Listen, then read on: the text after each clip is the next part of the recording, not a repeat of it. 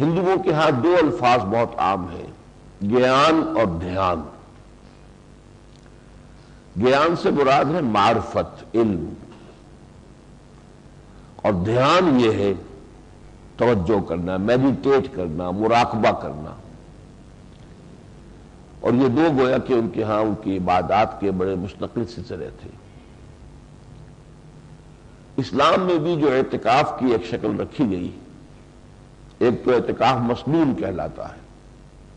وہ کسی بھی وقت، سال کے کسی بھی حصے میں کسی بھی وقت کچھ دیر کے لیے انسان نیت کر لے کہ مسجد میں داخل ہو کر بس اللہ کے ساتھ لو لگائے گا، کسی سے بات نہیں کرے گا، کسی سے متوجہ نہیں ہوگا، اللہ کو یاد کرے گا، مراقبہ کرے گا۔ اور وہ 1 گھنٹے کا بھی ہو سکتا ہے، 2 گھنٹے کا بھی ہو سکتا ہے، 1 دن کا بھی ہو سکتا ہے، 2 دن کا بھی ہو سکتا ہے۔ یہ ہے نفلی اعتکاف،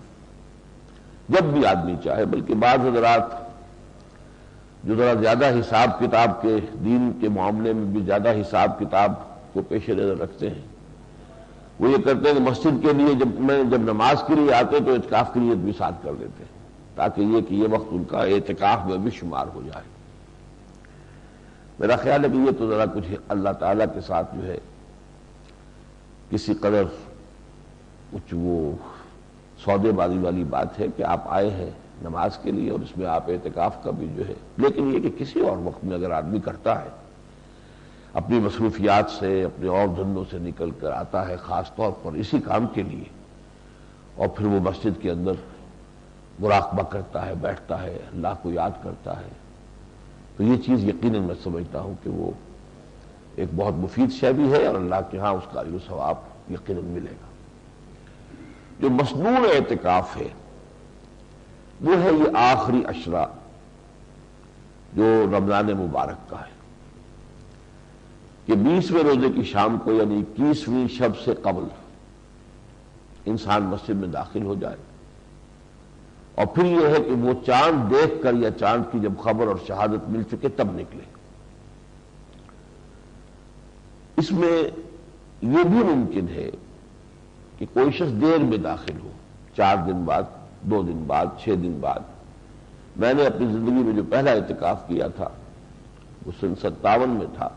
اپریل 57 میں، اپریل میں رمضان تھا، 4 دن کا اعتکاف کیا تھا۔ اس کے بعد خیر اللہ کا بڑا فضل رہا، بہت عرصے تک میں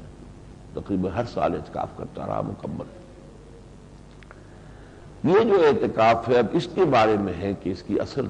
روح کیا ہے۔ دیکھیے زندگی کے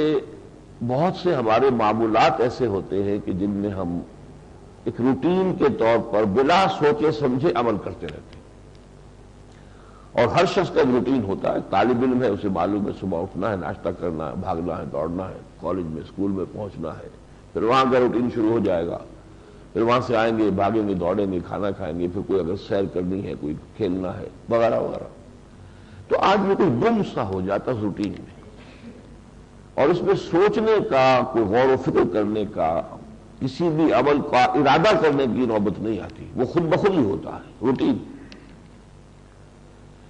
اسی طریقے سے دین کے معاملات بھی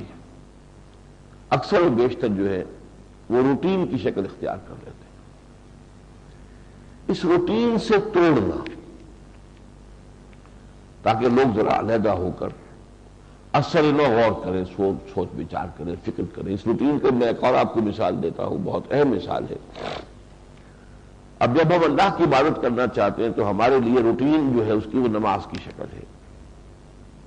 نماز آپ کسی سے کہیں وہ 100 نفل بھی پڑھ لے گا، مجھے معلوم ہے نماز میں یہ کرنا ہے، اور رکعتوں کے ڈھیر لگا دے گا۔ حج کے موقع پر جو حج کا اہم ترین رکن ہے وقوف عرفہ، اس میں نماز کو موقوف کر دیا۔ وقوف عرفہ سے پہلے ظہر اور عصر کی نماز علیحدہ ادا کر کے پھر داخل ہوتے ہیں میدان میں۔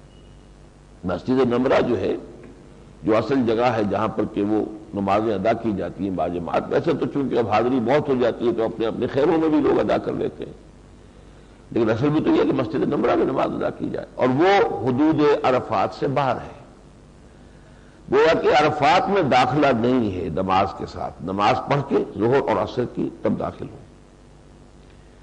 اور پھر اگرچہ سورج غروب ہو چکا ہوتا ہے میدان عرفات میں، اس کے بعد روانگی ہے تو مغرب کا وقت ہے بالکل، لیکن مغرب کی نماز پڑھنے کی اجازت نہیں ہے۔ اب جاؤ مزدلفہ، اب مزدلفہ یہ بھی ہو سکتا ہے کوئی 1 گھنٹے میں پہنچ جائے، کوئی 2 گھنٹے میں پہنچے، 4 میں پہنچے، ہجوم ہوتا ہے، طوفان ہوتا ہے، وہاں جا کر مغرب اور عشاء جمع کر کے پڑھو۔ تو جو اہم ترین حصہ ہے حج کا وقوف عرفہ، اس کو اس روایتی عبادت سے خالی کر دیا، جس عبادت کا کہ آدمی روٹین بن چکا ہے، بس اس کے اندر وہ کرتا ہے، وہ بے سمجھے کر رہا ہوتا ہے، وہ ایک میکینیکل ایکشن ہو جاتا ہے عام طور پر،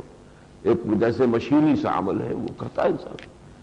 اس کو روک کر تاکہ یہاں اب دعا کرو، الدعاء مخ العبادہ، دعا ہوا العبادہ، جو میں نے 2-3 دن یہ حدیثیں آپ کو سنائی ہیں۔ اب ظاہر بات ہے دعا تو وہ شخص کرے گا کہ جس کو پہلے سے بھی کوئی دعا کی عادت ہو، کبھی اللہ سے کوئی ہم کلام ہونے کا کوئی اس کو موقع ملتا ہو، کبھی تنہائیوں کے اندر وہ اللہ سے ہم کلام ہوتا ہو۔ ایک تو یہ کہ مسجد میں گئے، نماز پڑھی، نماز کے بعد امام صاحب نے بھی دعا مانگی، آپ نے بھی دعا مانگی، اللہ خیر سنا، یہ تو پھر وہی روٹین ہے، وہ ریچول ہے، وہ ایک رسم ہے، وہ ایک میکینیکل ایکشن ہے جو ہو رہا ہے۔ لیکن انفرادی طور پر علیحدگی میں دعا مانگنا، وہ تو در حقیقت ایمان کے اگر کیفیات جو ہیں وہ انسان کے اندر راسخ ہو چکی ہوں تبھی وہ دعا ہوتی ہے۔ مخاطبہ اور مکالمہ، اس پر علامہ اقبال کا جو ایک پورا لیکچر ہے، میننگ آف پریئر ان اسلام، غالباً 3واں لیکچر ہے، بہت وہ فلسفیانہ جو ہے دعا کی حقیقت پر بحث کرنے والا لیکچر ہے۔ یہ تو یہ ہے کہ انائے صغیر، یہ ہمارے اندر ایک انا ہے، میں، اور ایک ہے انائے کبیر، جس کا کہ قرآن مجید میں سب سے بڑا مظہر جو ہے سورۃ طٰہٰ کی ایک آیت ہے، انا اللہ لا الہ الا انا فاعبدنی، اے موسیٰ میں ہوں اللہ اور میرے سوا کوئی معبود نہیں، بس میری ہی بندگی کرو۔ تو وہ انائے کبیر ہے، وہ بھی بہت بڑی میں ہے، دی انفائنائٹ ایگو، انائے مطلق، اور ایک چھوٹی سی انا ہماری ہے، انائے صغیر۔ جب وہ دوسرے کے عام میں سامنے آتے ہیں، جب ان کا مکالمہ ہوتا ہے، یہ ہے دعا۔